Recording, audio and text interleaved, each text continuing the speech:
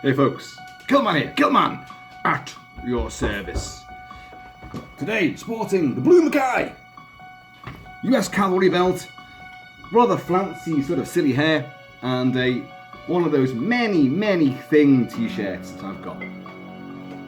Right, now, you know I've been absent for about a week. I took a week off. Look, hey, this is what happens.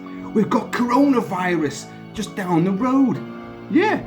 I did a little video on coronavirus, didn't I? You know, how it's destroying, Wuhan province, and like all of a sudden all the British, people who were out there got brought back in some secretive flight. They came back to Carterton, Oxfordshire, RAF Bryce Norton, been there a few times. And then it got bussed back up to where? Here, down the road. Yes, on the Wirral. You don't say you live in the Wirral, or you live, where do you live? Wirral. You say on the Wirral, because the Wirral is a peninsula. Why did he bring him back here to Arrow Park, the illustrious Arrow Park Hospital, which is just down road? Well, it's quite a few miles down the road, but hey, you get the gist. So there are now, I think, there was 80 to begin with, and another 11 people arrived today. And were bussed up to Arrow Park, where they've been quarantined for 14 days. 14, I tell you, 14 days. To make sure that they've got no signs of coronavirus. Ying Tong Yibi Poo itis. No, there's been deaths worldwide. There's been deaths now. And the thing about this virus, it's not, if you've got an underlying problem or underlying a breathing problem. You're old, you're infirm, or you're young, and your lungs don't work too well. Chances are it's going to be a bit more serious for you. But if you're just a normal person, you will get flu-like symptoms. But of course, this is a new virus, a new strain. So they've got to quarantine everybody. And the reason why they picked here, come on, why would it be? Why would it be, do you think? We are a peninsula, as I said before, which means we're surrounded by water on three sides. The River Mersey, separating us from Liverpool, the River Dee, separating us from Wales, and then the Irish Sea out that way. So we're like a very sort of long, chunky, phallic piece of land. But it's easily cut offable, isn't it? We have the Mersey Tunnel, we have ferries, we have trains, we have buses, which go across or under the Mersey. They can be all blocked off. And, obviously, from Chester, the old Roman town of Chester, you can easily erect another fucking Roman wall and isolate the Wirral Peninsula. I know. Scaremongering. And also, anyone who does exhibit symptoms of coronavirus, they can be immediately shipped across to Liverpool. So it's Liverpool's problem then, because we have the Tropical School of Medicine, the world-renowned Tropical School of Medicine in Liverpool. So that's where they'll be treated. So at the moment, they're just in this quarantine phase. Anyway, that is not why I've summoned you here today. No. My last actual video, I was sitting in a pub and I was discussing just how gutted I was by Blumhouse and Universal movie makers that they're going to redo The Thing. The Thing! This is based on The Thing, my favourite film of all time.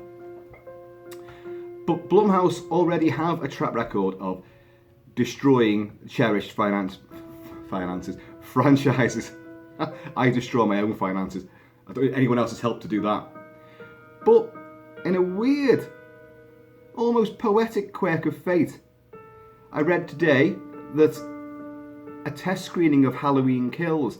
Now, you folks do know that that boy, the ghost-faced shape over there, has had a bit of a resurrection, and Blumhouse and John Carpenter brought about the return of Michael Myers. So Halloween 2018 was birthed upon the world, and it went down very, very, very well. Its music's playing now by the great John Carpenter. But I had a lot of misgivings about that. Now, I'm not going to rake over all that because I've done it ad nauseum. I've done lots and lots and lots of videos on this stuff already. So, but Blumhouse already said they were going to do another couple of movies. This year we're going to have Halloween Kills. Terrible title, because Halloween doesn't kill. Michael Myers kills. Halloween doesn't kill anybody at all. It's just a celebration. But Michael Myers. And then next year we're going to have Halloween Ends. That's another shit title. Again, I've discussed all this at length before. Now, the thing about this, my misgivings aside, I'm in a massive Michael Myers kind of mood at the moment, because I read about this test screening that's 9 months in advance. Blumhouse have put out a version of Halloween Kills now to be test screened and viewed, and they've allowed spoilers to come out, and I mean deep, heavy spoilers. And that's 9 months in advance of the film's actual release. Now, of course, what that tends to mean is audience reactions. Oh, that bit's shit, that bit stinks, oh, it doesn't work. They've got plenty of time for reshoots, to rewrite, reshoot. That's why they do these things. But what I've read, and I'm going to drop some spoilers, but I'm not going to really go in depth on this, because, I know a lot of you will not want that. And maybe speaking, I shouldn't have read. But I did. And in a way, it's a good thing, because it's really got me kind of fired up. I'll tell you what though, this particular Halloween night in the franchise history, that's one fucking long night, because Halloween Kills is the same night as what we saw in 2018, and then Halloween Ends is the same fucking night again, apparently. That's a hell of a night.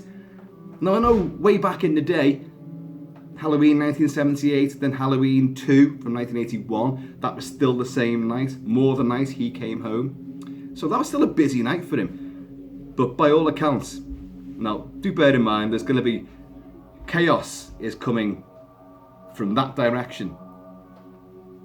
Because old Kilt-Man has mistimed the recording of this video quite calamitously, because everyone's coming back with shopping from Asda. So bags will be dumped out there, and there'll be people going, tell him to stop recording so we need to get the tea on.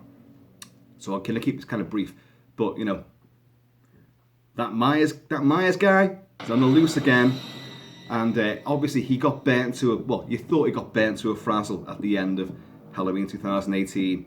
Oh no, as if a flamey flambe is going to keep him down. Nah.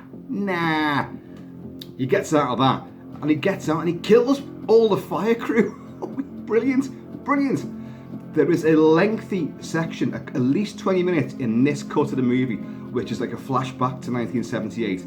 So you've actually got someone playing Dr. Sam Loomis, the Donald Pleasance character, the great Donald Pleasance. Apparently the CGI is the de-aging and all this kind of stuff that they put onto this guy who's playing him is a bit iffy, but there's time to rework that and retweak it and put more detail in.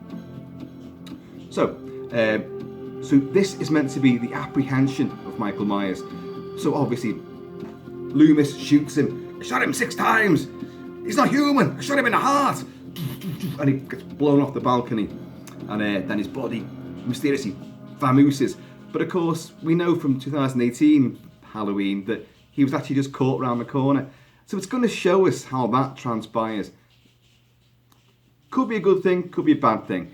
I never liked the fact that he, after all his mysterious supernatural abilities, he just gets fucking caught, And of course, the first film, 2018 retweak, went at length to say, the guy's now 61 years old, and he is just a man.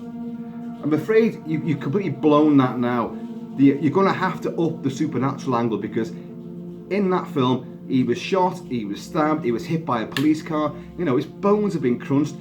Laurie managed to blow his fingers off one hand, so he's fucking crippled.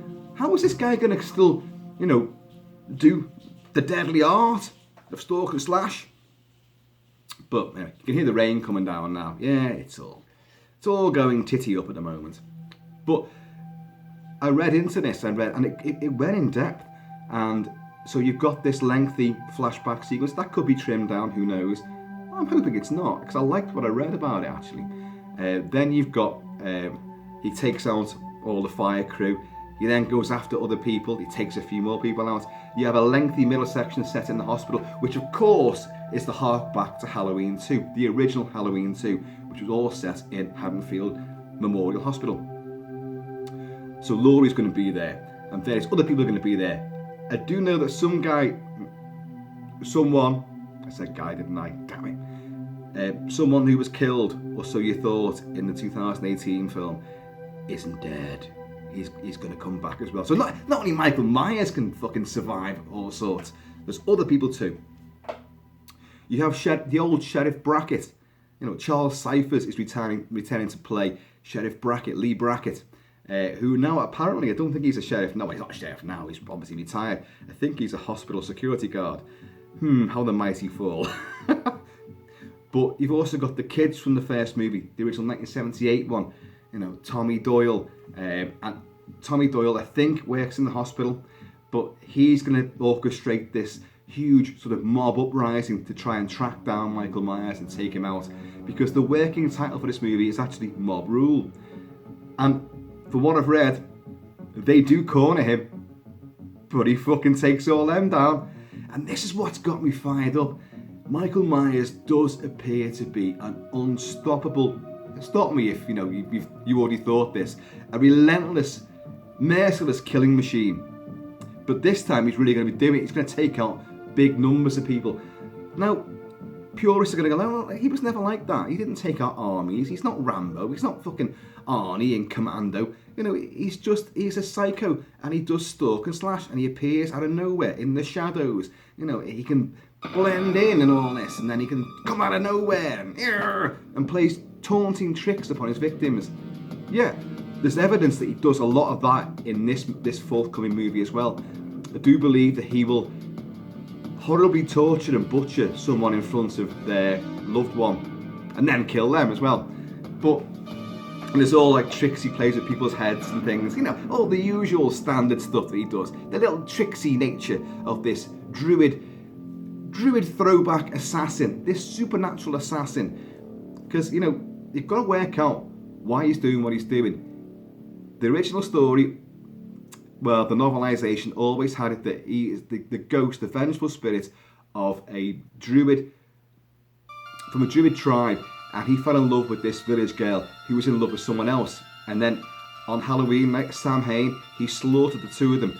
The villagers caught him, and then they butchered him in revenge, and the druids cursed his remains to forever revisit the scene of his crime and relive that crime and suffer every fate known to man, every wound, every injury, every illness, every pestilence, which is why, you know, when you think about it, that's why he survives and keeps coming back. It's a brilliant backstory. It was only briefly touched upon in the original franchise with the whole Thorn thing, but we won't go there because they did screw that one up. But I think in this film they're going to have to try to at least, you know, look, we've got to explain something here, or at least acknowledge the fact that he won't die. You've got to do that. It doesn't work any other way. You can't just be a 61-year-old man, you know, on a killing spree. No one believes that now. They don't. I know you've still got Arnold Schwarzenegger, Stallone doing Rambo Last Blood, and the guy's in fucking 70s or whatever. And yeah, and you believe that guy can still do what he does. But he hasn't had the fingers blown off his hand, you know. He's not been stabbed and shot and, you know, fucking cut to ribbons and hit by cars and all sorts. He's not special forces. But the point is, I'm fired up for this. And I really didn't think I was going to be. I didn't think that, you know, Halloween Kills. I despise that title. I despise Blumhouse for what they've done. I didn't enjoy the previous Halloween incarnation. Bits of it I did. But, and yet, I'm fired up for this. I'm looking at him there. There he is. Michael Myers, old Mikey Myers. Something about this has kind of got me, whoa, you know, interested. So, you know, folks, obviously, let me know what you think. Yeah, I've been all over the show with you know, what I think about Blumhouse and the previous Halloween. I do kind of wish that if they're going to revisit John Carpenter's stuff, I'm not happy about them doing a new version of the thing. I don't really think that's going to work. But I'd like to be proven wrong, but I don't think so. If you're going to do something, they're already doing Big Trouble in Little China. Fucking hell. Why? You don't even need to. It's perfect as it is. Escape from New York already had a piss poor sequel, which was just a sequel semi-remake, because Carpenter and Russell didn't want to do it, you know, but the studio and fans demanded it. So Escape from LA limped across the screens. But as I've always said, because you guys know that my favourite character is Snake Plissken, you know, and he can be done again. Definitely, there could be another Snake Plissken movie, and you could even have Kurt Russell playing him. He could just play the oldest Snake Plissken. He hasn't got to escape from anywhere. It could just be another story where he's just got something to do. A robbery. He's got to pursue someone, or someone's after him. He can do anything. You haven't got to limit yourself to like, oh, I've got to escape from another city. I've got to rescue some other presidential fucking, you know, MacGuffin. We don't need to do that. I've got to avert werewolf. No, fuck off. You don't need to do any of that shit. Just have him go through an action adventure. Quite simple. And if you're going to remake it, think it through. But in the meantime, Halloween, they're stretching out a guy who's already got 12, 13 movies in his franchise, you know, in his boiler suit pocket, and now there's going to be more as well. So, but anyway, you know, I am tentatively excited. Can you be tentatively excited? You're either excited or you're not, aren't you? Okay, I'm excited. I can't wait. Please don't fuck this one up. It all falls down with the writing and the bad scenarios and jumbled teen characters who you don't fucking like, and confused, stupid, abstract comedy. Don't have any of that in it. Keep this linear, threadbare, and ruthless. That's what you need to do. Keep that tension. Give it a supernatural bent to it. Give him his hellish persona again. Anyway, folks, I'm going to leave it there. So, you guys, take it easy. Be safe, be happy. Watch out for bogeyman. And I'm going to see you all, well, actually very soon, because I've got more to discuss. Very, very soon indeed.